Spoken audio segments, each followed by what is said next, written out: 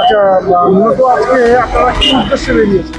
আমাদের সেনাপতির যে ডাক দিয়েছে যে সভা, তার জন্য আমরা উপস্থিত হয়েছি, তার জন্য আমরা যাওয়ার চেষ্টা করছি ওনার এই ডাকে। বসিরহাট থেকে, বসিরহাট দক্ষিণ বিধানসভা থেকে, গোটা পঞ্চায়েত থেকে, 1 নম্বর ব্লক থেকে। আজকে অভিষেক বন্দ্যোপাধ্যায় যে কাছারির মধ্যে আসছে, আপনারা কি বার্তা নিয়ে যাবেন? আমরা বার্তা নিয়ে যাব যে ওনার যে বার্তা আমাদেরকে দেবেন, আমরা যে তৃণমূল কংগ্রেসের কর্মীরা আছি সেটা প্রতিটা অক্ষরে অক্ষরে পালন করবে এবং ওনার যে বার্তা আমাদেরকে অনুপ্রাণিত করবে।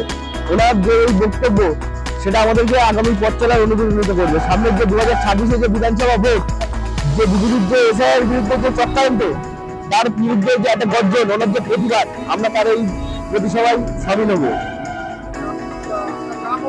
আমার নাম সুজয় ভঞ্জ, বসিরহাট দক্ষিণ বিধানসভা 1 নম্বর পঞ্চায়েতে বাড়ি।